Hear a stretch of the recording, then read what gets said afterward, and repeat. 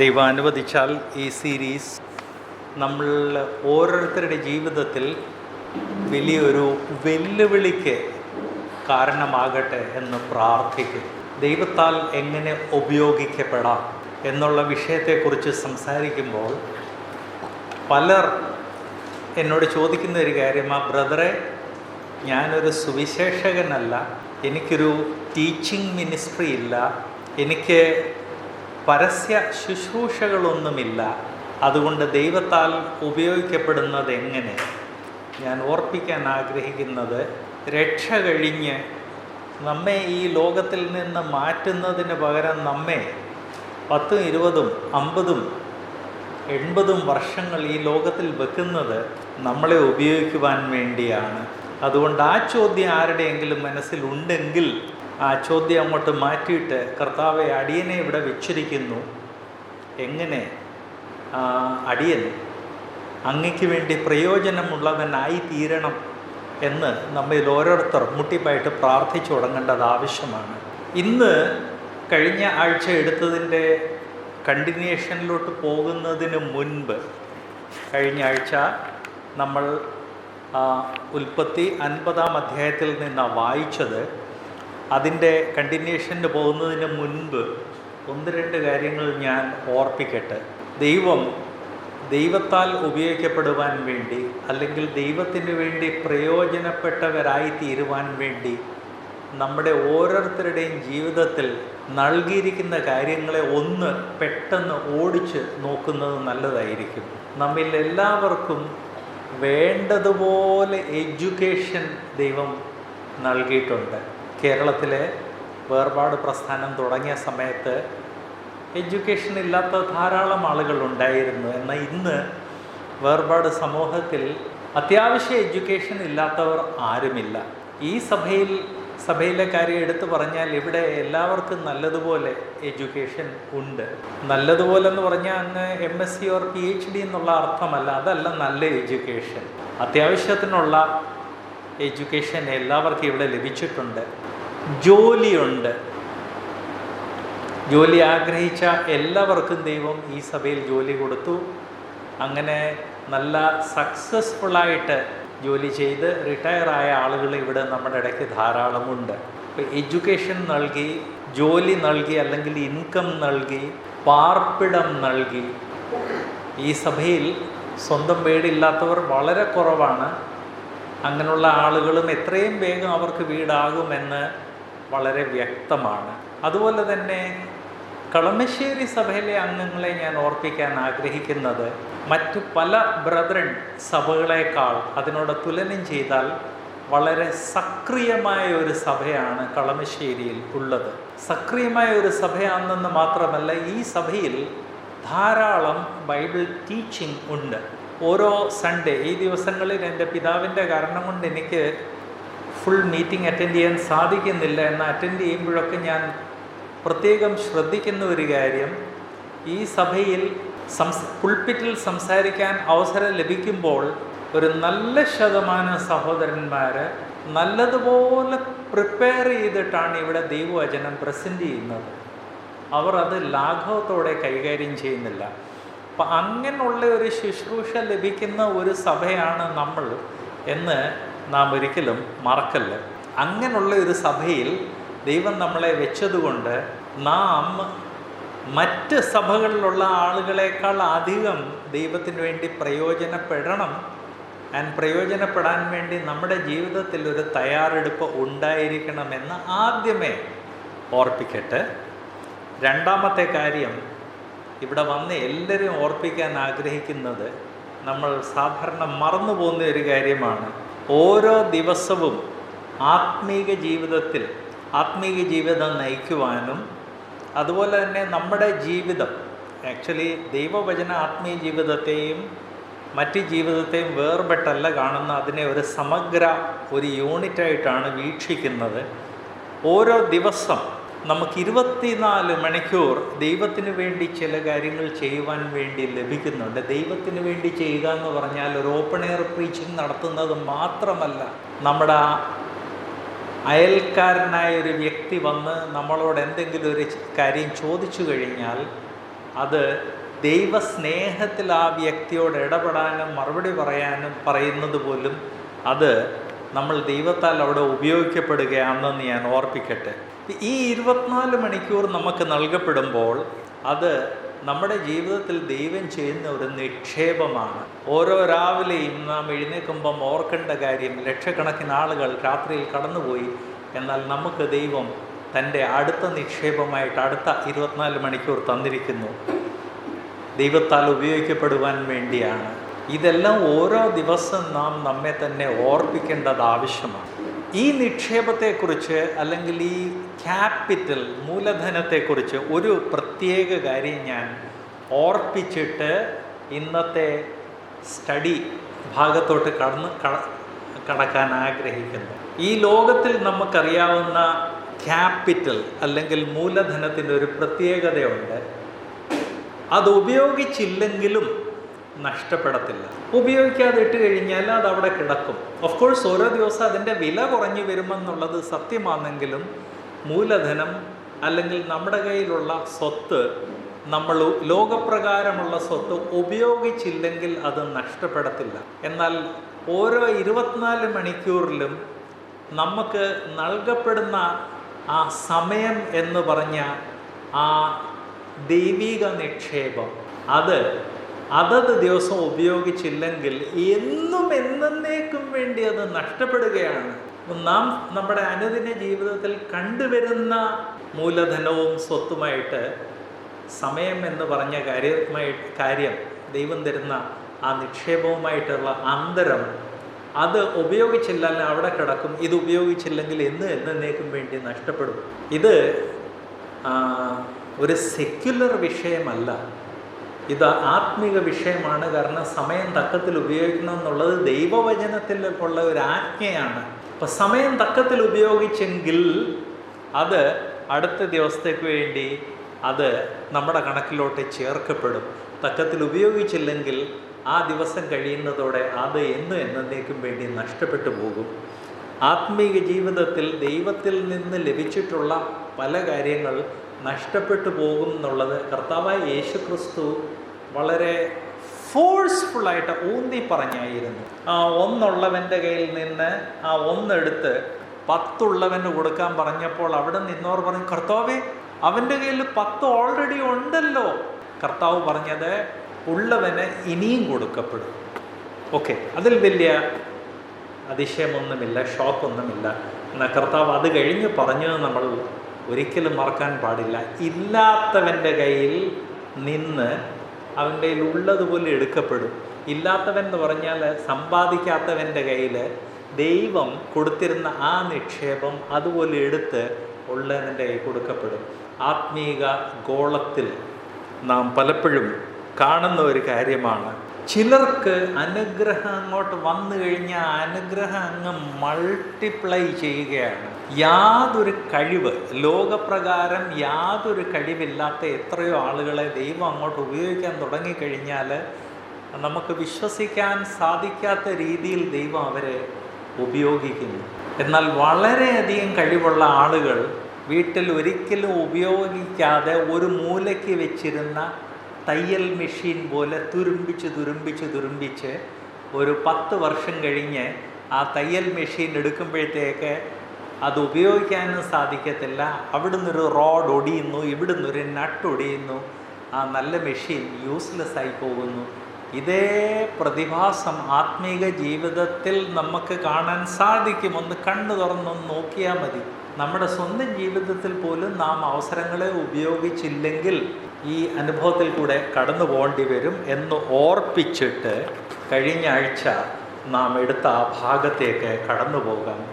But before ആ ഭാഗത്തേക്ക് കടന്നു പോകുന്നതിന് മുമ്പ് ഒരു പ്രാവശ്യം കൂടെ ഓർപ്പിക്കട്ടെ, ബ്രദേഴ്സ് ആൻഡ് സിസ്റ്റേഴ്സ്, ഞാൻ അതല്ല ഞാൻ ഇതല്ല എന്ന് പറഞ്ഞ് ദൈവത്തിന് വേണ്ടി പ്രയോജനപ്പെടുന്ന കാര്യത്തെ നാം ലാഘവത്തോടെ എടുക്കരുത്. കാരണം ഞാൻ അതല്ല ഇതല്ല എന്ന് പറഞ്ഞു കഴിഞ്ഞൊടുവിൽ ഞാൻ ഒന്നുമല്ല എന്ന് ദൈവം മുൻപാകെ ആയിത്തീരും.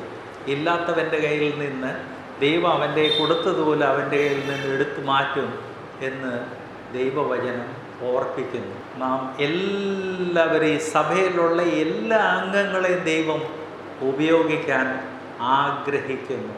എക്സാക്ട്ലി എങ്ങനെ ഉപയോഗിക്കാൻ ആഗ്രഹിക്കുന്നതെന്നുള്ളത് അത് നമ്മിൽ ഓരോരുത്തർ ദൈവമുൻപാകെ ഇരുന്ന് പ്രാർത്ഥിച്ച് വചനം വായിച്ച് ദൈവം നമുക്ക് തരുന്ന അവസരങ്ങളെ വീക്ഷിച്ച് പരിശോധിച്ചിട്ട് തീരുമാനിക്കണം ദൈവം നമ്മളെ എങ്ങനെ ഉപയോഗിക്കാൻ ആഗ്രഹിക്കുന്നതെന്ന്. അങ്ങനെ നാം നമ്മെ തന്നെ ദൈവത്തിന് വേണ്ടി ഉപയോഗമുള്ളവരാക്കി തീർത്താൽ ഓരോ ദിവസവും അനുദിന ജീവിതത്തിൽ നമുക്ക് ലഭിക്കുന്ന അനുഗ്രഹങ്ങൾ കൂടി വരും എന്ന് ഓർപ്പിക്കട്ടെ.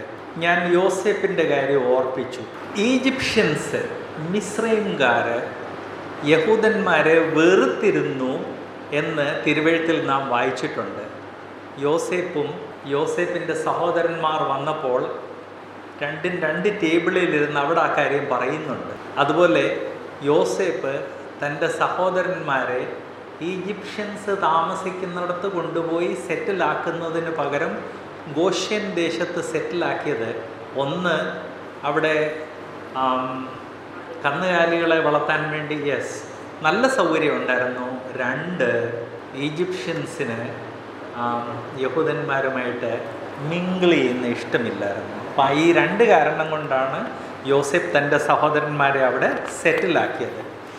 അങ്ങനെ അന്യനാട്ടിൽ നിന്ന് വന്ന യോസേപ്പ് ഈജിപ്തിൽ വന്നു കഴിഞ്ഞതോടെ ഈജിപ്ഷ്യൻസ് വെറുത്ത ഒരു വ്യക്തിയായിരുന്നു യഹൂദന്മാർ. പ്ലസ് യോസേപ്പ് അവിടെ ഒരു അടിമയായിട്ടാണ് എത്തിയത്. അടിമയായിട്ട് എത്തിയെന്ന് മാത്രമല്ല, അവിടെ ചെന്ന് കഴിഞ്ഞ് അധികം താമസിക്കാതെ തന്നെ വലിയ ഒരു സീരിയസ് മോറൽ ആരോപണത്തിൽ കുറ്റവാളിയായി ജയിൽ പുള്ളിയായി മാറി. അങ്ങനെ ജയിൽ പുള്ളിയായിട്ട് മാറിയതോടെ യോസേപ്പിനെ ഈജിപ്ഷ്യൻസ് ഡബിൾ വെറുക്കും എന്നുള്ള കാര്യം ഞാൻ ഓർപ്പിക്കട്ടെ. ആക്ച്വലി ഈജിപ്തിൻ്റെ കൾച്ചർ, അവരുടെ ഭാഷ, ഇവയെക്കുറിച്ച് നമുക്ക് വളരെ ഡീറ്റെയിൽ ആയിട്ട് അറിയാം. വളരെ വളരെ വളരെ ഡീറ്റെയിൽ ആയിട്ട് അറിയാം. അതിൻ്റെ അടിസ്ഥാനത്തിലാണ് ഞാൻ ഈ കാര്യം ഓർപ്പിക്കുന്നത്. ഈജിപ്ഷ്യൻസാൽ വെറുക്കപ്പെട്ട യോസേപ്പ് ഒരടിമയായിട്ട് അവിടെ ചെന്നു. അധികം താമസിക്കാതെ സീരിയസ് ഒരു മോറൽ കുറ്റം ചുമത്തപ്പെട്ടു ആൻഡ് ഒരു ജയിൽ പുള്ളിയായിട്ട് മാറി. അങ്ങനെ ജയിൽ പുള്ളിയായിട്ട് മാറിയ യോസേപ്പിനെ ദൈവം വിടുവിച്ചു. കാരണം യോസേപ്പ് പോത്തിഫറിൻ്റെ വീട്ടിലായിരുന്നെങ്കിലും ജയിലിലായിരുന്നെങ്കിലും ഞാനൊരു ദൈവമകനാണ് എന്നുള്ള ആ ബോധം ഒരിക്കലും വിട്ടില്ല. ഞാൻ ദൈവമകനായതുകൊണ്ട് എൻ്റെ ജീവിതത്തിൽ എന്തെല്ലാം സംഭവിച്ചാലും ഞാൻ പിറുപിറുക്കുകയും ദൈവത്തെ കുറ്റം പറയുകയും ചെയ്യുന്നതിന് പകരം ലഭിച്ചിട്ടുള്ള സാഹചര്യത്തിൽ എന്നെക്കൊണ്ട് എന്ത് ചെയ്യാൻ സാധിക്കും എന്ന് ചിന്തിച്ച് യോസഫ് ജീവിച്ചതുകൊണ്ട് പോത്തിഫറിൻ്റെ വീട്ടിലും ദൈവം യോസേപ്പിനെ അനുഗ്രഹിച്ചതായിട്ട് കാണുന്നുണ്ട്. അതുപോലെ തന്നെ ജയിലിലും അനുഗ്രഹിച്ചതായിട്ട് നാം കാണുന്നുണ്ട്. അങ്ങനെ യോസേപ്പിനെ അനുഗ്രഹിച്ച് ഫൈനലി യോസേപ്പ് ഈജിപ്തിൻ്റെ പ്രധാനമന്ത്രിയായി മാറുന്നത്, രാജാവിന് കീഴിലുള്ള ഒരു ചീഫ് മിനിസ്റ്ററായിട്ട് മാറുന്നതായിട്ട് കാണുന്നു. ഇംഗ്ലീഷിൽ സാധാരണ ഉപയോഗിക്കുന്ന വാക്ക് വിസീർ എന്നാണ്. യോസേപ്പ് ഏത് ഫറവോൻ്റെ അണ്ടറിലാണ് ഭരിച്ചത് എന്നുള്ളതിനെക്കുറിച്ച് ഹിസ്റ്ററിയിലും ആർക്കിയോളജിയിലും നമുക്ക് ഏറെക്കുറെ ഒരു ധാരണയുണ്ട്. ആൻഡ് യഹൂദന്മാർ ഉപയോഗിച്ച പേരല്ല അവരുപയോഗിച്ചത് എന്ന് ഞാൻ ഓർപ്പിക്കട്ടെ. യോസേപ്പിനെ രാജാവ് ജയിലിൽ നിന്ന് മോചിപ്പിച്ചു കഴിഞ്ഞ് ആദ്യം ചെയ്ത് യോസേപ്പിന് ഒരു പുതിയ പേര് കൊടുക്കുകയാണ് ചെയ്തത്. Thank you. ഇതെല്ലാം കഴിഞ്ഞ് വെറുക്കപ്പെട്ട യഹൂദൻ, ജയിൽ പുള്ളിയായ യഹൂദന് ഒരു രാജകുമാരന് വിവാഹം ചെയ്യാൻ, രാജകുമാരന്മാർ മാത്രം വിവാഹം ചെയ്യുന്ന ഈജിപ്തിൻ്റെ ഹൈ പ്രീസ്റ്റിൻ്റെ മകൾ ആസനത്തുമായിട്ടാണ് വിവാഹം ഓർഗനൈസ് ചെയ്തത്. ആ സൊസൈറ്റിയിലെ ഏറ്റവും ഹയസ്റ്റ് ഒരു പൊസിഷനിൽ ഇരുന്ന കുടുംബത്തിലെ പെൺകുട്ടിയെ വിവാഹം ചെയ്യിപ്പിച്ചു. ഇതിൻ്റെ എല്ലാം പുറകെയുള്ള കാരണം സഹോദരന്മാർ അടിമയായിട്ട് വിറ്റെങ്കിലും യോസേപ്പ് ദൈവത്തെ മറന്നില്ല. താൻ ദൈവമകനാണെന്നുള്ളത് മറന്നില്ല. പ്ലസ് അനുദിന ജീവിതത്തിൽ ദൈവഭയത്തോടെ ജീവിച്ചു. അങ്ങനെ ദൈവഭയത്തോടെ ജീവിച്ച എത്രയോ ആളുകളെക്കുറിച്ച് തിരുവെഴുത്തിൽ നിന്നും തിരുവെഴുത്തിൻ്റെ പുറത്തു നിന്നും നമുക്കറിയാം ദൈവം അവരെ ഉപയോഗിച്ചത്. ഈ വിഷയം ക്ലാസ് എടുക്കുമ്പോൾ ഞാൻ ധാരാളം ഉദാഹരണങ്ങൾ പറഞ്ഞു പോകും. കാരണം ദൈവത്താൽ എങ്ങനെ ഉപയോഗിക്കപ്പെടണമെന്നുള്ള വിഷയം എപ്പോൾ സംസാരിച്ചാലും നമ്മുടെ മനസ്സിലുള്ള ആ ഒരു എക്സ്ക്യൂസ് അത് തല പൊക്കുന്നത് നമുക്ക് കാണാൻ സാധിക്കും. ഞാൻ ഏറ്റവും സ്നേഹിച്ച ഒരു സഹോദരൻ കേരള വേർപാടുകാരുടെ ഇടയ്ക്ക് ബൈബിൾ എക്സ്പൊസിഷൻ, വേദപുസ്തകം അതുപോലെ പഠിപ്പിക്കാൻ അസാമാന്യ കഴിവുള്ള ഒരു സഹോദരൻ. ഞാൻ ആ സഹോദരനോട് ഒരു പ്രാവശ്യം പറഞ്ഞ, അങ്കിളെ, എന്നേക്കാൾ ഒത്തിരി സീനിയറായിരുന്നു, അങ്കിള് ഈ ബൈബിൾ ക്ലാസ്സസ്, ഈ ബൈബിൾ ടീച്ചിങ് ഒക്കെ എഴുതണം. അങ്കിളിൻ്റെ ജോലിയിൽ ധാരാളം ഫ്രീ സമയമുണ്ടല്ലോ, അപ്പോൾ അങ്കിള് ഇതൊക്കെ ഒന്ന് എഴുതണം, എഴുതി മാസികകളിൽ കൊടുക്കണം, മറ്റുള്ളവർക്ക് പ്രയോജനപ്പെടട്ടെ.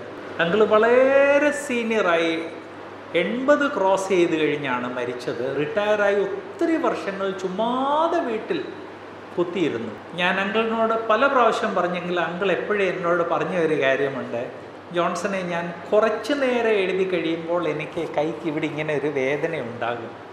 ഞാൻ അങ്കിളിനോട് 2 കാര്യം പറഞ്ഞു. അങ്കിളെ, കുറച്ച് എഴുതി കഴിഞ്ഞല്ലേ, അപ്പോൾ കുറച്ച് എഴുതി കഴിഞ്ഞ് കുറച്ച് റെസ്റ്റ് ചെയ്ത് കഴിഞ്ഞ് ബാക്കി അത് കഴിഞ്ഞ് എഴുതിയാൽ മതി. അങ്ങനെ പല പാർട്ടായിട്ട് അങ്കിൾ എഴുതുവാണെങ്കിൽ എത്രയോ ആയിത്തീരും.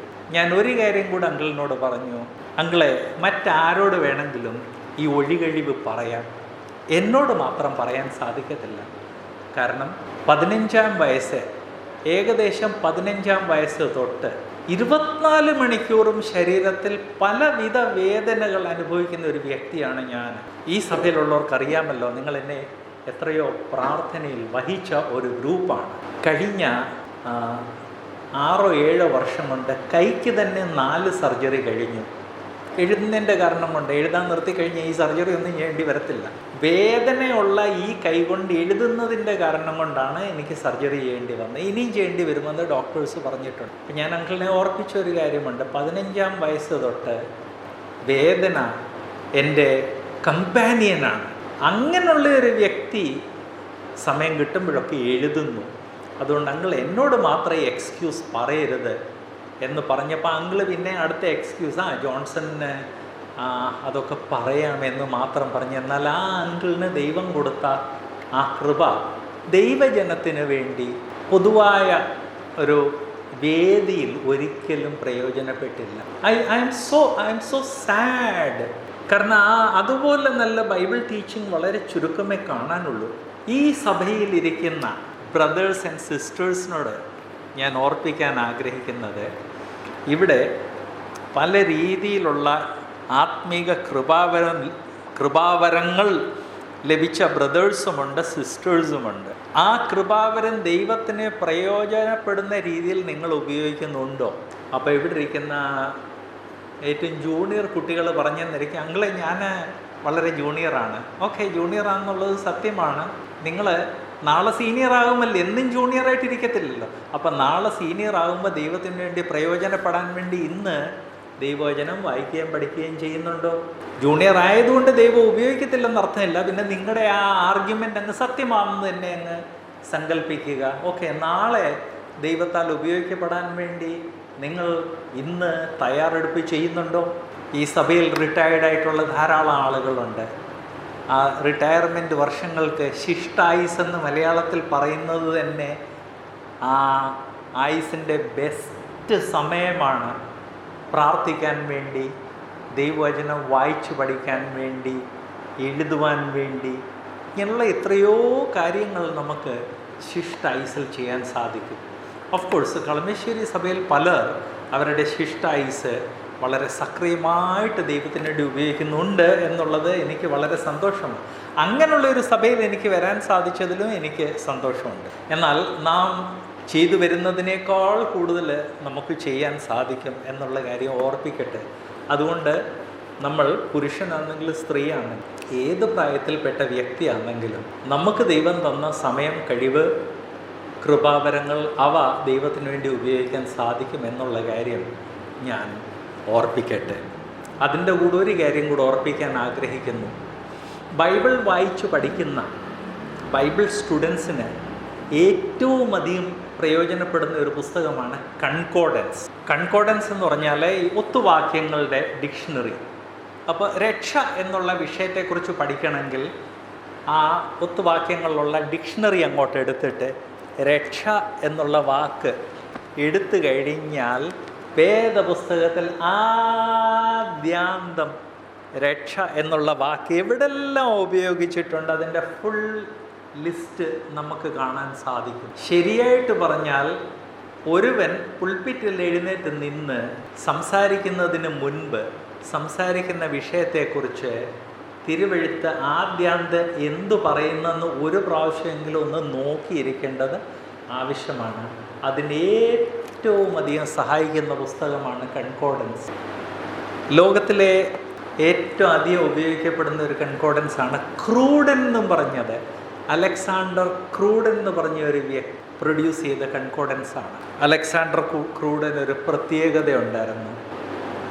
സൈക്യാട്രിക് മരുന്നുകൾ ഒന്നുമില്ലായിരുന്ന കാലത്ത്, ഒരു സൈക്യാട്രിക് രോഗം വന്നു കഴിഞ്ഞാൽ അതിന് യാതൊരു ചികിത്സയില്ലാത്ത കാലത്ത് താൻ അതിഭയങ്കര സൈക്യാട്രിക് ഡിപ്രഷനിൽ കൂടെ കടന്നുപോയൊരു വ്യക്തിയാണ്.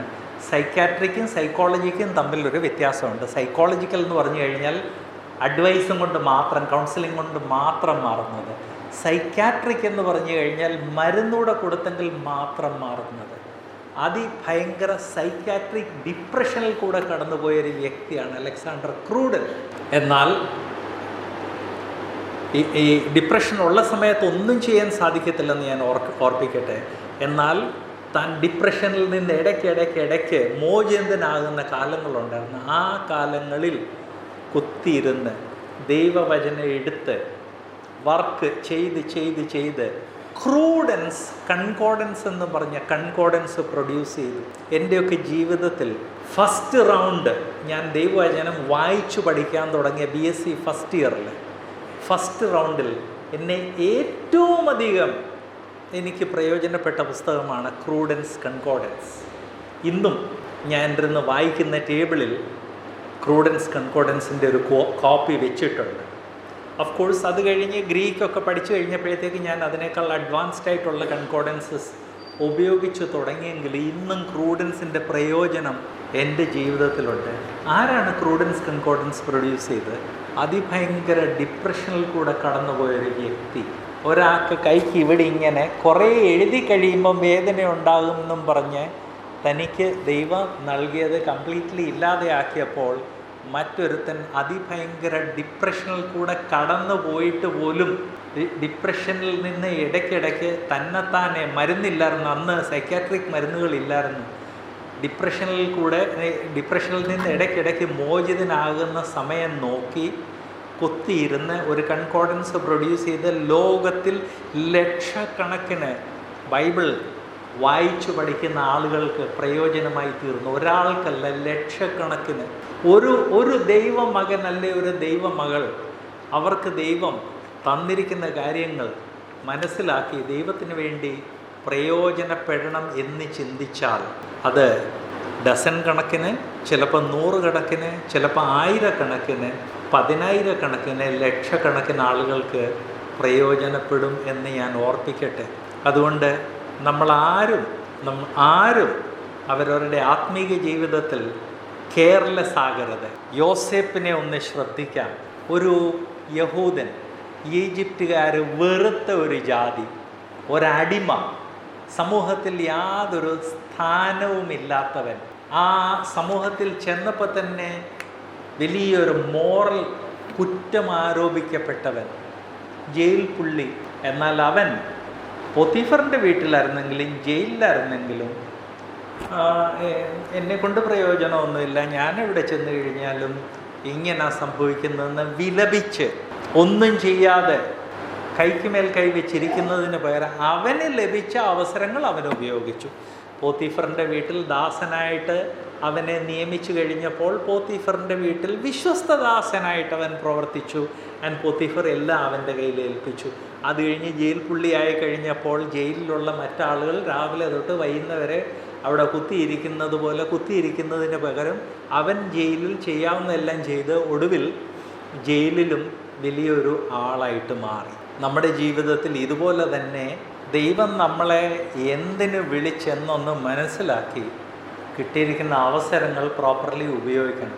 കുട്ടികളോട് ഞാൻ ഓർപ്പിക്കാൻ ആഗ്രഹിക്കുന്ന ഒരു കാര്യം, എൻ്റെ മക്കളെ, ഈ പഠനം എന്ന് പറഞ്ഞാൽ വലിയ വിഷമമുള്ള കാര്യമാണ്. ഞങ്ങളൊക്കെ പഠിച്ച സമയത്ത് തന്നെ അത് വലിയ വിഷമമായിരുന്നു. ഇന്ന് സിലബസ് അതിനേക്കാളൊക്കെ 10 ഇരട്ടി ഹെവിയായി. അതുകൊണ്ട് വലിയ വിഷമമുള്ള കാര്യമാണ്.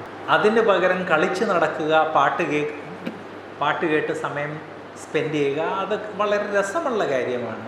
എന്നാൽ പഠിക്കേണ്ട സമയത്ത് നിങ്ങൾ പഠിച്ചാൽ, എഡ്യൂക്കേഷനിൽ നിങ്ങൾ ചെയ്യേണ്ട നിക്ഷേപം ചെയ്താൽ, 5ാം ക്ലാസ്സിന് വേണ്ടി പഠിക്കാവുന്ന ബെസ്റ്റ് ഒരു സ്റ്റുഡൻ്റായിട്ട് പഠിച്ചാൽ, 8ൽ പഠിക്കാവുന്ന ബെസ്റ്റ് ഒരു സ്റ്റുഡൻ്റായിട്ട് പഠിച്ചാൽ, 12ൽ ബെസ്റ്റ് ഒരു സ്റ്റുഡൻ്റായിട്ട് പഠിച്ചാൽ, ബാച്ചിലേഴ്സ് ഡിഗ്രി ബെസ്റ്റായിട്ട് പഠിച്ചാൽ, മാസ്റ്റേഴ്സ് ബെസ്റ്റായിട്ട് പഠിച്ചാൽ, ജീവിതത്തിൽ നിങ്ങൾക്ക് നല്ലതുപോലെ സെറ്റിലാകാനും ദൈവത്തിന് വേണ്ടി വളരെ ഗ്ലോറിയസ് ആയിട്ട് ഉപയോഗിക്കപ്പെടുവാൻ വേണ്ടിയുള്ള നിക്ഷേപമാണ് നിങ്ങൾ ചെയ്യുന്നത്. അതുകൊണ്ട് കുട്ടികളെ ഞാൻ ഓർപ്പിക്കാൻ ആഗ്രഹിക്കുന്നത്, നിങ്ങൾ നിങ്ങളുടെ എഡ്യൂക്കേഷൻ അത് മാക്സിമം പരമാവധി അത് ശ്രദ്ധിച്ചത് ചെയ്യുവാണെങ്കിൽ അതുപോലും ദൈവത്താൽ ഉപയോഗിക്കപ്പെടുവാൻ വേണ്ടി നിങ്ങൾ ചെയ്യുന്ന ഒരു നിക്ഷേപമാണ്. ഞാൻ ഒരു സ്റ്റുഡൻ്റ് ആയിരുന്നപ്പോൾ ഇതെന്നോട് പറഞ്ഞു തരാൻ ആരും ഇല്ലായിരുന്നു. എനിക്ക് അക്കാര്യത്തിൽ വളരെ വിഷമമുണ്ട്, വളരെ വിഷമമുണ്ട്. ഞാനായിരുന്ന സഭയിൽ ബൈബിൾ ടീച്ചിങ് ഒന്നും ഇല്ലായിരുന്നു, പല കാരണം കൊണ്ട്. അവിടെ ഒരു 8-10 പശ്ചാത്തലത്തിൽ നിന്നുള്ള ആളുകളായിരുന്നു അവിടെ ആരാധനയ്ക്ക് വന്നിരുന്നത്. അതുകൊണ്ട് ആരെയും വെറുപ്പിക്കേണ്ട എന്നുള്ള ആ ചിന്താഗതിയുടെ കാരണം കൊണ്ട് ആർക്കും പ്രയോജനമില്ലാത്ത സന്ദേശങ്ങളായിരുന്നു. അത് കഴിഞ്ഞ് സഭയിലൊരു പ്രശ്നം ഉണ്ടായപ്പോഴാണ് എൻ്റെ ഫാദറിന് തോന്നി, ഇത് ആരെയും വെറുപ്പിക്കേണ്ടെന്ന് ചിന്തിച്ചത് കൊണ്ട് ആർക്കും പ്രയോജനം ഉണ്ടാകുന്നില്ല, അതുകൊണ്ട് തിരുവെഴുത്ത് ശരിയായിട്ടും വ്യക്തമായിട്ട് അങ്ങോട്ട് പഠിപ്പിക്കാൻ പോകാമെന്നും പറഞ്ഞ് ഫാദർ വളരെ ക്രമീകൃതമായിട്ട് ദൈവവചനം പഠിപ്പിച്ചു തുടങ്ങി. അവിടെ പ്രശ്നം ഉണ്ടായത് അന്യഭാഷയെ ചൊല്ലിയായിരുന്നു. ഫാദർ പറഞ്ഞു, ഓക്കെ, അന്യഭാഷയല്ല, ഒന്നുമല്ല, ഇനി ഞാൻ ദൈവവചനം പഠിപ്പിക്കാൻ പോകാമെന്ന് പറഞ്ഞ് ആദ്യമേ പിതാവ് പഠിപ്പിച്ച പരിശുദ്ധാത്മ ശാസ്ത്രമാണ്. എന്നാൽ 18ാം വയസ്സിൽ അങ്ങനെ ദൈവവചനം വളരെ വ്യക്തമായിട്ട് പഠിച്ചപ്പോൾ എൻ്റെ മനസ്സിൽ വന്നൊരു വിഷമം, ഇതിനു മുൻപ് ഇതൊക്കെ കേട്ടതായിരുന്നെങ്കിൽ കുറച്ചുകൂടെ പ്രിപ്പയർ ചെയ്യാമായിരുന്നല്ലോ, കുറച്ചുകൂടെ എനിക്ക് ശ്രദ്ധയോടെ പഠിക്കാമായിരുന്നല്ലോ. കുഞ്ഞുങ്ങളെ, നിങ്ങൾ നിങ്ങളുടെ എഡ്യൂക്കേഷൻ്റെ കാര്യം പ്രത്യേകം ശ്രദ്ധിക്കണം. ദൈവത്താൽ ഉപയോഗിക്കപ്പെടുന്ന മക്കളായി തീരണമെങ്കിൽ ഇന്ന് നിങ്ങളുടെ എഡ്യൂക്കേഷൻ വളരെ സീരിയസ്ലി എടുക്കണം. നിങ്ങൾക്ക് ഒരു 80% ശേഷിയുണ്ടെന്ന് തോന്നുവാണെങ്കിൽ 90 വേണ്ടി ദൈവത്തോട് പ്രാർത്ഥിക്കണം. അതിൽ തെറ്റൊന്നുമില്ല, യാതൊരു തെറ്റുമില്ല. 90 കപ്പാസിറ്റി ഉണ്ടെന്ന് തോന്നുവാണെങ്കിൽ 100 വേണ്ടി പ്രാർത്ഥിക്കണം, അതിൽ തെറ്റൊന്നുമില്ല. അത് ദൈവത്തിന് വേണ്ടി നിങ്ങൾ നിങ്ങളുടെ ജീവിതത്തിൽ ചെയ്യുന്ന നിക്ഷേപമാണ്. അതുകൊണ്ട് എന്നെ ശ്രവിക്കുന്ന കുഞ്ഞുങ്ങൾ, അങ്കിൾ ഈ പറയുന്ന കാര്യങ്ങളൊന്നും ഞങ്ങളുടെ ജീവിതത്തിൽ ആപ്ലിക്കബിൾ അല്ലെന്ന് ചിന്തിക്കരുത്. ബാക്കി ഏജ് ഗ്രൂപ്പിലുള്ള എല്ലാവർക്കും അറിയാമല്ലോ ഇത് നമുക്ക് ആപ്ലിക്കബിൾ ആണെന്ന്. അങ്ങനെ യോസേപ്പ് ഈജിപ്തിൽ പ്രധാനമന്ത്രിയായിട്ട് അല്ലെ മുഖ്യമന്ത്രിയായിട്ട് ഭരിച്ചുകൊണ്ടിരുന്ന സമയത്താണ് തൻ്റെ പിതാവിനെ ഫാമിലി എല്ലാം കൊണ്ടുവന്നതും. കഴിഞ്ഞ ആഴ്ച ഞാൻ ഓർപ്പിച്ചു, പിതാവ് വന്നപ്പോൾ പിതാവ് എന്താ ചെയ്തത്? ഫറവോനെ അനുഗ്രഹിച്ചു. അത് വളരെ സർപ്രൈസിങ് ഒരു കാര്യമാണ്. കാരണം ഈജിപ്ഷ്യൻസിൻ്റെ വിശ്വാസത്തിനനുസരിച്ച്, ഒരിക്കലും ഒരു തലമുറയിലും മാറിപ്പോയിട്ടില്ലാത്ത വിശ്വാസത്തിനനുസരിച്ച് ഫറവോൻ ഒരു ദൈവമാണ്. ഈജിപ്ഷ്യൻസിൻ്റെ ലക്ഷക്കണക്കിന് പടങ്ങളും പ്രതിമകളും ലിഖിതങ്ങളും നമുക്ക് ലഭിച്ചിട്ടുണ്ട്. അതിലെല്ലാം ആവർത്തിച്ചു പറയുന്ന ഒരു കാര്യം, ഫറവോൻ ഒരു ദൈവമാണ്. ദൈവങ്ങളാണ് മനുഷ്യനെ അനുഗ്രഹിക്കുന്നത്. എന്നാൽ യാക്കോബ് ഈജിപ്തിൽ ചെന്നപ്പോൾ ദൈവമാണെന്ന് തന്നെത്താനെ കൺസിഡർ ചെയ്യുന്ന ഒരു വ്യക്തി യാക്കോബിൽ നിന്ന് അനുഗ്രഹം പ്രാപിച്ചു. ദൈവമാണെന്ന് പറയപ്പെടുന്ന ഒരു വ്യക്തിയെ അനുഗ്രഹിക്കാൻ വേണ്ടിയുള്ള ആ ആത്മീക ആ കമ്മിറ്റ്മെൻറ്റും ആ പക്വത യാക്കോബിനുണ്ടായിരുന്നു. നാം ജീവിക്കുന്ന സൊസൈറ്റിയിൽ ദൈവം നമ്മുടെ ജീവിതത്തിൽ ചെയ്തിട്ടുള്ള നിക്ഷേപങ്ങളെ നമ്മൾ പ്രോപ്പർലി ഉപയോഗിക്കുവാണെങ്കിൽ ദൈവം നമ്മളെ ഉപയോഗിക്കും. നമുക്ക് വിശ്വസിക്കാൻ സാധിക്കാത്ത രീതിയിൽ ദൈവം നമ്മളെ ഉപയോഗിക്കും എന്ന് ഞാൻ ഓർപ്പിക്കട്ടെ. നിങ്ങളുടെ വീടിൻ്റെ ചുറ്റിനുമുള്ള അക്രൈസ്തവർ, അതുപോലെ തന്നെ മറ്റ് ഡിനോമിനേഷനിൽപ്പെട്ട ആളുകൾ പലപ്പോഴും മക്കളുടെയൊക്കെ പരീക്ഷയുടെ സമയമാകുമ്പോൾ ആ അങ്കിളിൻ്റെ അല്ലെ ആൻറ്റിയുടെ അടുത്ത് പോയി പ്രാർത്ഥിക്കാൻ എന്ന് പറഞ്ഞെന്നിരിക്കും. ഇതൊക്കെ നമ്മുടെ ചുറ്റിനും സംഭവിച്ചുകൊണ്ടിരിക്കുന്ന കാര്യങ്ങളാണ്. അങ്ങനെ ദൈവം നമ്മളെ ഉപയോഗിക്കുക. അതാണ് ഇവിടെ യാക്കോബിൻ്റെ കാര്യത്തിൽ സംഭവിച്ചത്. അങ്ങനെ യാക്കോബ് ചെന്ന് ഈജിപ്തിൽ സെറ്റിലായി. യോസേപ്പ് കാര്യങ്ങളെല്ലാം നോക്കി. ഫൈനലി യാക്കോബ് മരിച്ചു കഴിഞ്ഞപ്പോൾ യോസേപ്പ് തൻ്റെ ദാസന്മാരായ വൈദ്യന്മാരോട് യാക്കോബിൻ്റെ ശരീരത്തിൽ സുഗന്ധദ്രവ്യം നിറയ്ക്കാൻ പറഞ്ഞു. നമ്മൾ ഉൽപ്പത്തി 50-ാം അധ്യായത്തിൽ നിന്നാണ് ഈ വായിക്കുന്നത്.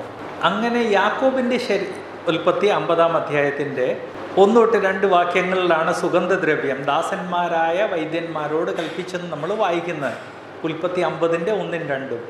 ഞാൻ ഓർപ്പിക്കാൻ ആഗ്രഹിക്കുന്നത്, സുഗന്ധദ്രവ്യം നിറയ്ക്കുക എന്ന് പറഞ്ഞാൽ ശരീരത്തെ മമ്മിയായിട്ട് കൺവെർട്ട് ചെയ്യുക എന്നാണ്. ശരീരത്തെ മമ്മിയായിട്ട് കൺവെർട്ട് ചെയ്യണമെങ്കിൽ ആ വ്യക്തി ഈജിപ്തിലെ അത്യുന്നത പൊസിഷനിലിരുന്ന ഒരു വ്യക്തി ആയിരിക്കണം. ഒന്നീ ഫറവോനായിരിക്കണം, അല്ലെങ്കിൽ ഫറവോൻ്റെ ഭാര്യ ആയിരിക്കണം, അല്ലെങ്കിൽ ചീഫ് മിനിസ്റ്റർ ആയിരിക്കണം, അല്ലെങ്കിൽ ചീഫ് പ്രീസ്റ്റ് ആയിരിക്കണം. കോമൺ മാൻ അത് ലഭ്യമല്ലായിരുന്നു. ഈജിപ്ഷ്യൻസ് അല്ലാത്തവർക്കത് ഒരു രീതിയിൽ ലഭ്യമല്ലായിരുന്നു. എന്നാൽ യോസേപ്പ് തൻ്റെ പിതാവിനെക്കുറിച്ച് പറഞ്ഞു, അത് നടന്നു. ഈജിപ്തിൽ യോസേപ്പിൻ്റെ സ്ഥാനമെന്ത് എന്ന് നമ്മളൊന്ന് പ്രത്യേകം ശ്രദ്ധിക്കണം. 3-ാം വാക്യം പറയുന്നത്, അതിൽ നിന്നൊരു ഭാഗം ഞാൻ വായിക്കട്ടെ. മിസ്രയീമ്യർ അവനെക്കുറിച്ച്, യാക്കോബിനെക്കുറിച്ച് 70 ദിവസം വിലാപം കഴിച്ചു. സാധാരണ ഒരു ഫറവോനൊക്കെ മരിക്കുമ്പോഴായിരുന്നു 70 ദിവസം വിലാപം കഴിക്കുക. ഇത് വിജാതീയനായ ഈജിപ്ഷ്യൻ അല്ലാത്ത ഒരാൾ, അത് ഈജിപ്തിൽ യാതൊരു പൊസിഷൻ ഇല്ലാത്ത ഒരാൾ മരിച്ചപ്പോൾ 70 ദിവസം വിലാപം കഴിച്ചു. അപ്പോൾ അവിടെ ചെന്ന് താമസിച്ച അത്രയും സമയം കൊണ്ട് യാക്കോബിൻ്റെ, ഈജിപ്ഷ്യൻ സൊസൈറ്റിയിൽ യാക്കോബിൻ്റെ ഇൻഫ്ലുവൻസ് എന്തായിരുന്നു എന്ന് നമ്മൾ പ്രത്യേകം ശ്രദ്ധിക്കണം. ഫറവോനെ അനുഗ്രഹിച്ചു കഴിഞ്ഞപ്പോൾ അത് കണ്ടുനിന്ന ഫറവോൻ്റെ കൊട്ടാരത്തിലുള്ള ആളുകൾ ദൈവത്തെ അനുഗ്രഹിക്കുന്നവൻ ഇവൻ ദൈവത്തേക്കാൾ വലുതാണെന്ന് മനസ്സിലാക്കി അവരിൽ പലരെ യാക്കോബിൻ്റെ അടുത്ത് അനുഗ്രഹത്തിന് വേണ്ടി ചെന്ന് കാണും.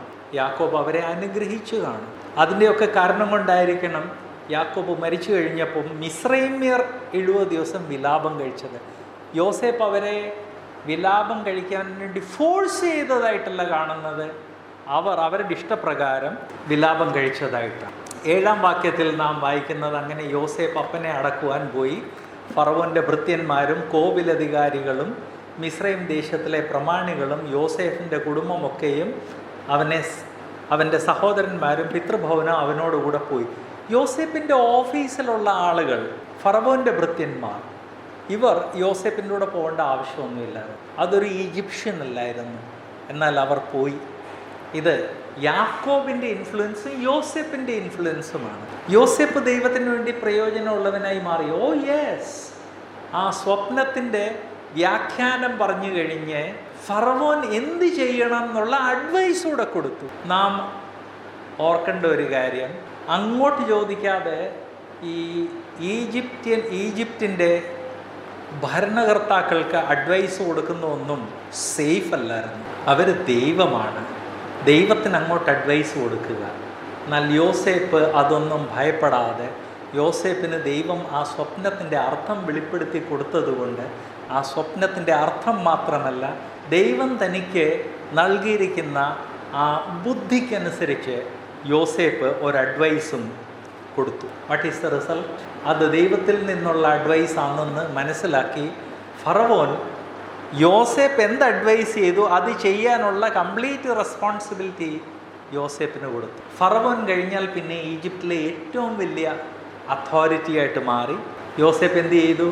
യോസേപ്പ് അതോറിറ്റി കിട്ടിയപ്പോൾ തന്നെ ആദ്യമേ ചെയ്തത് ഈജിപ്തിൻ്റെ എല്ലാ പട്ടണങ്ങളിലും വലിയ വലിയ വലിയ സ്റ്റോർ ഹൗസസ് അല്ലെങ്കിൽ ഗോഡൗൺസ് നിർമ്മിച്ചു. ഫുഡ് കോർപ്പറേഷൻ ഓഫ് ഇന്ത്യയുടെ ഗോഡൗൺസ് ഇന്ത്യയിൽ എല്ലായിടത്തും ഉള്ളതുപോലെ 7 വർഷം ദൈവം സമൃദ്ധി കൊടുത്ത സമയത്ത് ടാക്സായിട്ട് കൃഷിയിൽ നിന്നൊരു പോർഷൻ പിടിച്ചു വെച്ചു. അത് കഴിഞ്ഞ് 7 വർഷം ക്ഷാമം വന്നപ്പോൾ അതിൽ നിന്ന് റേഷൻ ചെയ്ത് ഈജിപ്ഷ്യൻസ് കൊടുത്തു. ഇത് യോസേപ്പ് ദൈവത്തിന് വേണ്ടി ഉപയോഗമുള്ളവനായി തീരുകയായിരുന്നോ എന്നൊരു ചോദ്യം വരും. തീർച്ചയായിട്ടും നമ്മുടെ ദൈവശാസ്ത്രത്തിൽ വന്നിരിക്കുന്ന ചില പെർവേർഷൻസിൻ്റെ കാരണം കൊണ്ട് ആത്മീക ജീവിതത്തെയും ലോക ജീവിതത്തെയും 2 കമ്പാർട്ട്മെൻറ്റിലാണ് വെച്ചിരിക്കുന്നത്. ദൈവവചനം അങ്ങനെ അല്ല പറയുന്നത്, ദൈവവചനം അങ്ങനെയല്ല വീക്ഷിക്കുന്നത്. യോസേപ്പ് അതിൻ്റെ ഒരു ഉദാഹരണമാണ്, എസ്തേർ അതിൻ്റെ ഒരു ഉദാഹരണമാണ്, ദാനിയേൽ അതിൻ്റെ ഒരു ഉദാഹരണമാണ്, ശദ്രക് മേശക് അബേദ്നഗോ അതിൻ്റെ ഒരു ഉദാഹരണമാണ്.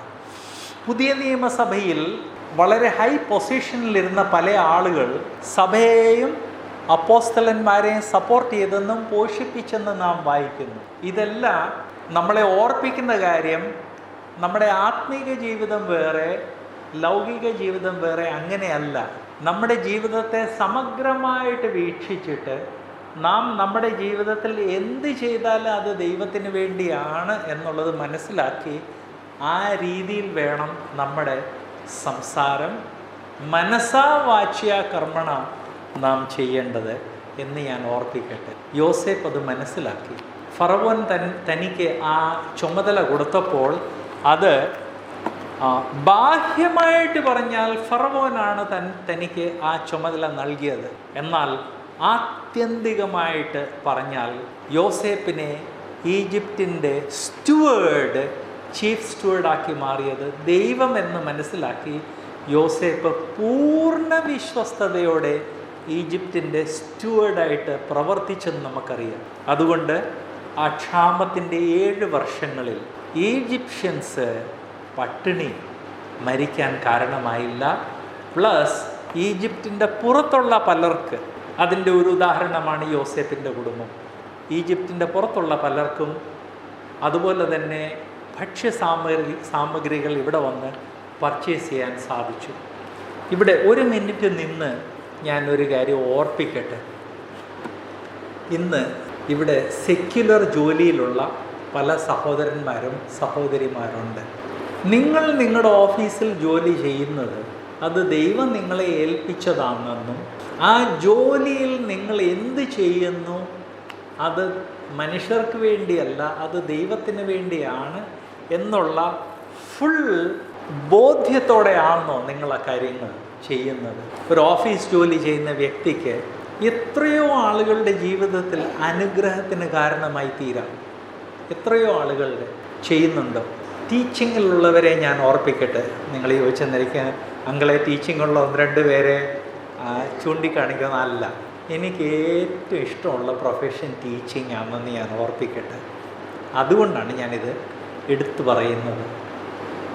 ഇന്നും ഞാൻ ഈ ചമ്പൽ ട്രിപ്പിൽ പോകുമ്പോൾ ജീവാജി യൂണിവേഴ്സിറ്റിയിൽ ഫിസിക്സ് ഡിപ്പാർട്ട്മെൻറ്റിൽ പോയി ക്ലാസ് എടുക്കാറുണ്ട്. ഇന്നും ഐ എം 68+, 69 റണ്ണിങ്. എന്നിട്ട് പോലും ആ ജീവാജി യൂണിവേഴ്സിറ്റിയിൽ ചമ്പലിൽ പോകുമ്പോൾ ഞാൻ ഫിസിക്സ് ഡിപ്പാർട്ട്മെൻറ്റിൽ പോയി ക്ലാസ് എടുക്കാറുണ്ട്. എന്നും അവിടെ ക്ലാസ് റൂംസ് എനിക്ക് ഓപ്പണാണ്. എന്തുകൊണ്ട്? Because I love it. Why I love it? ഒരു ക്ലാസ്സിൽ ചെന്ന് കുട്ടികൾക്ക് മനസ്സിലാകുന്ന രീതിയിൽ, അവർക്ക് എൻജോയ് ചെയ്യാവുന്ന രീതിയിൽ നമ്മൾ ഒന്നിലധികം ക്ലാസ് എടുത്തു കഴിഞ്ഞാൽ പിന്നെ നമ്മൾ എന്ത് പറഞ്ഞാലും അവർ കേൾക്കും. അവരോട് സുവിശേഷം ഷെയർ ചെയ്യാൻ സാധിക്കും. ഫിസിക്സ് പോലുള്ള വിഷയത്തിൽ ക്ലാസ് എടുത്തു കഴിഞ്ഞാൽ പിന്നെ അവർക്കങ്ങ് ആ സാറിനോട് തന്നെ അങ്ങ് ലവ് അഫെയറായി മാറും. അത്ര സ്നേഹമാകും. കേരളത്തിൽ അതുപോലെ എനിക്ക് കിട്ടിയ അവസരങ്ങളെല്ലാം ഞാൻ ഹിൽ വാലി സ്കൂളിലും അതുപോലെ കാക്കനാടുള്ള മാർത്തോമ സ്കൂളിലും പോയി ഫിസിക്സിൽ ക്ലാസ് എടുത്തിരുന്നു. ഒറ്റ ഒരു കണ്ടീഷനെ ഞാൻ സ്കൂൾ അതോറിറ്റീസിനോട് പറഞ്ഞുള്ളൂ. നിങ്ങളുടെ ഫിസിക്സ് സാർമാർക്ക് പഠിപ്പിക്കാൻ ഏറ്റവും വിഷമമുള്ള വിഷയം എനിക്ക് തന്നേരും, ഞാൻ എടുക്കാം. ശമ്പളമൊന്നും ഞാൻ കൈപ്പറ്റത്തില്ല. എന്നാൽ എനിക്ക് കുട്ടികളോട് സുവിശേഷം ഷെയർ ചെയ്യാൻ ഒരു അവസരം തരണം. ഏറ്റവും ലാസ്റ്റ് ദിവസം ഓരോ ന്യൂ ടെസ്റ്റ്മെൻറ്റ് കൊടുക്കാനുള്ള അവസരം തരണം. മാർത്തോമ സ്കൂൾ ക്രിസ്ത്യാനികളുടേത്, അവർക്കൊരു ഒബ്ജക്ഷനുമില്ല. ഹിൽ വാലി ഒരു ക്രിസ്ത്യൻ കുടുംബത്തിൻ്റേതായിരുന്നു, അവർക്കും ഒബ്ജക്ഷൻ ഇല്ലായിരുന്നു. ടീച്ചിങ് എന്ന് പറഞ്ഞാൽ മറ്റുള്ളവരുടെ ജീവിതത്തിൽ അവർക്ക് ഒരു ന്യൂ ലൈഫ്, ഒരു പുതിയ ലൈഫ്, ഒരു പുതിയ പ്രത്യാശ അവരുടെ ജീവിതത്തിൽ കൊടുക്കാൻ വേണ്ടിയുള്ള ബെസ്റ്റ് പ്രൊഫഷനാണ്. ഓഫീസ് ജോലി ചെയ്യുന്നവരെ പെട്ടെന്ന് ചിന്തിക്കരുത്, അയ്യോ അങ്കിളെ എനിക്ക് ഓഫീസ് ജോലി ആയിപ്പോയി. No no no. ഓഫീസ് എത്ര ഓഫീസ് ജോലിയാണെന്ന് പറഞ്ഞു കഴിഞ്ഞാലും മറ്റുള്ളവരുമായിട്ട് ഇടപെടണം. മറ്റുള്ളവരുമായിട്ട് ഇടപെടുന്ന ഏത് പ്രൊഫഷനാണെങ്കിലും അവരുടെ ജീവിതത്തിൽ അനുഗ്രഹം പകർന്നു കൊടുക്കാൻ വേണ്ടിയുള്ള ഇഷ്ടം പോലെ ഡോഴ്സ് ഉണ്ട്. റിട്ടയർഡായിട്ടുള്ള ആളുകൾക്ക് അവർക്ക് ജോലി ചെയ്യുന്നവരേക്കാൾ കൂടുതലാണ് അവസരങ്ങളുള്ളത്. സോ ഏത് പ്രൊഫഷനിലാണെങ്കിലും ദൈവം നമ്മളെ അവിടെ വെച്ചതാണെന്നും ആ നമ്മളെ വെച്ച സ്ഥലത്ത് നമ്മളെ ഉപയോഗിക്കാൻ ആഗ്രഹിക്കുന്നു എന്നുള്ളത് മനസ്സിലാക്കി, കർത്താവേ അങ്ങ് ഇങ്ങനൊരു പുതിയ ഒരു ദിവസം നൽകി, ഇന്ന് അടിയൻ എന്ത് ചെയ്യണം എന്ന് എവറി മോർണിംഗ് ഒന്ന് ചോദിക്കുന്നത് നല്ലതായിരിക്കും.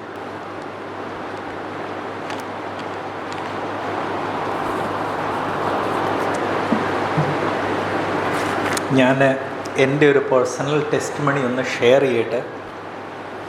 ഞാൻ പറഞ്ഞല്ലോ 15-ാം വയസ്സിൽ വേദന എൻ്റെ കോൺസ്റ്റൻറ്റ് കമ്പാനിയനായിട്ട് മാറിയെന്ന്.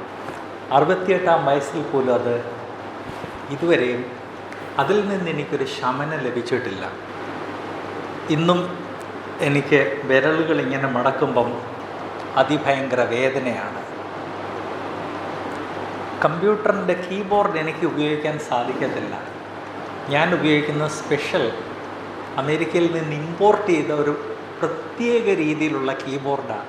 ഈ ഓർത്തോപീഡിക് ഹാൻഡിക്യാപ്പ് ഉള്ള ആളുകൾക്ക് ഉപയോഗിക്കുന്ന ഓർത്തോപീഡിക് കീബോർഡ് എന്ന് പറയും. അങ്ങനെ 24 hours വേദന അനുഭവിക്കുന്ന ഞാൻ വിരലുകൾക്ക് മാത്രമല്ല മറ്റ് പല രീതിയിലുള്ള പെയിൻസ് എല്ലാം ഓൾ 24 hours ഉണ്ട്. നിങ്ങളിൽ ചിലർക്ക് ഓർമ്മയുണ്ട്, ഞാനിവിടെ വന്ന സമയത്ത് ഞാൻ രാവിലെ ഉച്ചയ്ക്കും വൈകിട്ട് രാത്രിയിൽ പെയിൻ കില്ലർ കഴിക്കുമായിരുന്നു. പലരെന്നോട് ചോദിച്ചിട്ടുണ്ട്, ജോൺസനെ അല്ലെ ബ്രദർ ഇങ്ങനെ അങ്ങ് കഴിച്ചാൽ എങ്ങനെയാണെന്ന്. എവൻച്വലി പെയിൻ കില്ലർ ഇല്ലാതെ വേദന സഹിക്കാമെന്ന് തീരുമാനിച്ച് ഇപ്പോൾ പെയിൻ കില്ലർ കഴിക്കാറില്ല. കാരണം അത്യാവശ്യം ഉണ്ടെങ്കിലേ കഴിക്കത്തുള്ളൂ. അങ്ങനെ ഇത്രയധികം വേദന നേരിടുന്ന ഞാൻ നേരം വെളുക്കുമ്പം ബെഡിൽ നിന്ന് പുറത്തിറങ്ങുന്നത് വലിയ വിഷമമാണ്. നിങ്ങൾക്ക് പലർക്കറിയാൻ വയ്യാത്തൊരു കാര്യമുണ്ട്, ഈ സീസണിൽ ഞാൻ വലിയൊരു കരിമ്പടം പുതച്ചാണ് കിടക്കുന്നത്. അത്രയധികം ശരീരം വീക്കാണ്, നല്ല തിക്ക് കമ്പിളി പുതച്ചാണ് കിടക്കുന്നത്. ചൂട് സമയത്തും പുതച്ച് കിടക്കാൻ സാധിക്കത്തില്ല. അത്രയും വേദനയുണ്ടെങ്കിൽ രാവിലെ എഴുന്നേൽക്കുമ്പോൾ ഞാൻ ദൈവത്തോട് ചോദിക്കുന്ന ഒരു കാര്യമുണ്ട്, കർത്താവ് ഇന്നെന്ത്? ഞാൻ നിങ്ങളെക്കാൾ ബെറ്റർ ആയതുകൊണ്ടല്ല, നിങ്ങളെ ആരെക്കാളും ബെറ്റർ ആയതുകൊണ്ടല്ല, ഈ വിഷയം വർഷങ്ങൾ മുൻപ് എൻ്റെ സഭയിൽ ദൈവവചനം പഠിപ്പിച്ച ആളുകൾ അത് പറഞ്ഞു തന്നതുകൊണ്ട് മനസ്സിലായി. അത് മനസ്സിലായതുകൊണ്ട് ഞാൻ ദൈവത്തോട് ചോദിക്കുന്നു. അതുകൊണ്ടാണ് ഞാൻ വളരെ ഭാരത്തോടെ നിങ്ങളോട് പറയാൻ ആഗ്രഹിക്കുന്നത്. വേദനയുണ്ട്, അതുകൊണ്ട് എനിക്ക് സാധിക്കത്തില്ല, എന്നോടത് പറയാൻ സാധിക്കത്തില്ല. ഞാൻ ഓർപ്പിക്കട്ടെ, കഴിഞ്ഞ ദിവസം നടന്ന സർജറി അതെൻ്റെ 9ാമത്തെ സർജറി, 9 വർഷങ്ങളിൽ 9ാമത്തെ സർജറിയാണെന്ന് ഓർപ്പിക്കട്ടെ. നാളെ എനിക്ക് 90 ദിവസം തികയും സർജറി കഴിഞ്ഞ്. I M free. നാളെ തൊട്ട് എനിക്ക് എന്ത് വേണമെങ്കിലും ഭക്ഷണം കഴിക്കാം. കഴിഞ്ഞ 90 ദിവസം റെസ്ട്രിക്റ്റഡ് ഭക്ഷണം മാത്രമേ ഉള്ളായിരുന്നു. I am happy. എന്നാൽ ഇത്രയും സഹിച്ചെങ്കിലും ഓരോ ദിവസം കർത്താവ് ഇന്നെന്ത് എന്ന് ചിന്തിച്ചാണ് ഞാൻ എഴുന്നേൽക്കുന്നത്. ഞാൻ ഓർപ്പിച്ചതുപോലെ നിങ്ങളെക്കാൾ കൂടുതൽ പക്വതയുള്ളവനോ പൂർണ്ണതയുള്ളവനോ ആയതുകൊണ്ടല്ല, എനിക്ക് 18ാം വയസ്സിൽ ഈ ടീച്ചിങ് ലഭിച്ചതുകൊണ്ടാണ് ദൈവം നിങ്ങളെ ഉപയോഗിക്കാൻ ആഗ്രഹിക്കുക. അന്ന് തൊട്ട് കർത്താവെ അടിയനെ എങ്ങനെയാണ് ഉപയോഗിക്കാൻ ആഗ്രഹിക്കുന്നത് എന്ന് ചോദിച്ചു തുടങ്ങി. ഇന്നും അത് ചോദിച്ചാണ് ഞാൻ എഴുന്നേൽക്കുന്നത്. ഇവിടെയുള്ള ഇന്ന് വന്നിരിക്കുന്ന സഹോദര സഹോദരിമാരോട് ഞാൻ ഓർപ്പിക്കാൻ ആഗ്രഹിക്കുന്ന ബ്രദേഴ്സ് ആൻഡ് സിസ്റ്റേഴ്സ്, ഈ ഹാൻഡിക്യാപ്പ്, വൈകല്യങ്ങൾ, ഈ വേദനകൾ, ഇവയെല്ലാം മാറ്റപ്പെടുന്ന ഒരു സമയം വരുന്നു. അന്ന് കർത്താവെ അയ്യോ കുറച്ചുകൂടെ ചെയ്യേണ്ടതാരെന്ന് ചിന്തിച്ചുകൊണ്ട് പ്രയോജനമൊന്നുമില്ല. ഇന്ന് കർത്താവെ അടിയനെ കൊണ്ട് എന്താഗ്രഹിക്കുന്ന അതിനുള്ള ബലം നൽകണമെന്ന് പ്രാർത്ഥിക്കാൻ ദൈവം നമ്മളെ ഓരോരുത്തരെയും സഹായിക്കട്ടെ. നമ്പർ 1. നമ്പർ 2, ഈജിപ്തിൽ അടിമയായിരുന്നു, വെറുക്കപ്പെട്ടവനായിരുന്നു, അതിഭയങ്കര കുറ്റം ചുമത്തപ്പെട്ടവനായിരുന്നു, ജയിൽ പുള്ളിയായിരുന്നു. അത് കഴിഞ്ഞ് അവിടുത്തെ ചീഫ് മിനിസ്റ്ററായി മാറിയപ്പോൾ അത് ദൈവം തനിക്ക് തന്നതാണെന്ന് മനസ്സിലാക്കി പൂർണ്ണബോധ്യത്തോടെ ദൈവത്തിന് വേണ്ടിയാണ് താൻ ചെയ്തത്. നമ്മുടെ ജീവിതത്തിലും ദൈവം നമ്മളെ എവിടെ വെച്ചിരിക്കുന്നു? കുട്ടികളാണെങ്കിൽ കുട്ടികൾ, ഏറ്റവും സീനിയേഴ്സ് ആണെങ്കിൽ ഏറ്റവും സീനിയേഴ്സ്, റിട്ടയർഡ് ആണെങ്കിൽ റിട്ടയർഡ്, ജോലിക്കാരാണെങ്കിൽ ജോലിക്കാർ. നാം ഇന്നു സൊസൈറ്റിയിൽ എവിടെയാണ് അവിടെ ദൈവം വെച്ചതാണ്, ദൈവത്തിനൊരു പർപ്പസ് ഉണ്ട് എന്നുള്ള ബോധ്യത്തോടെ ജീവിക്കണം. 2, ഓരോ രാവിലെ നമുക്ക് അടുത്ത 24 hours നൽകപ്പെടുമ്പോൾ ഉപയോഗിക്കാത്തത് അത് നഷ്ടപ്പെടും ഫോർ എവർ എന്ന് ഞാൻ ഓർപ്പിക്കട്ടെ. ഇതിൻ്റെ വെളിച്ചത്തിൽ കർത്താവേ, ഓക്കെ, ഈ വിഷയങ്ങൾ ഇതുപോലെ വ്യക്തമായിട്ട് ഇതിന് മുൻപ് അടിയന് മനസ്സിലായില്ലായിരുന്നു, ഇന്ന് മനസ്സിലായല്ലോ. അതുകൊണ്ട് അടിയനെ സഹായിക്കണേ. ക്രിസ്തീയ ജീവിതത്തിൻ്റെ ഒരു പ്രത്യേകത, ഒരിക്കലും it is not too late. ഒത്തിരി താമസിച്ചു എന്ന് ആർക്കും പറയാൻ സാധിക്കത്തില്ല. ഇന്ന് മനസ്സിലായെങ്കിൽ ഇന്ന് തൊട്ട് ഞാൻ അങ്ങനെ ജീവിക്കാൻ ആഗ്രഹിക്കുന്ന കർത്താവെ എന്ന് ചിന്തിച്ച് ഞാനൊരു പ്രാവശ്യം കൂടെ ഓർപ്പിക്കട്ടെ, it is never too late എന്ന് മനസ്സിലാക്കി. അതിനൊരു നല്ല മലയാളം എനിക്ക് കിട്ടിയില്ല, English statement. It is never too late in the Christian life എന്ന് മനസ്സിലാക്കി ഇന്നോട്ട് വിശ്വസ്തയോടെ ജീവിക്കാൻ കർത്താവ് നമ്മിൽ ഓരോരുത്തരെയും സഹായിക്കട്ടെ.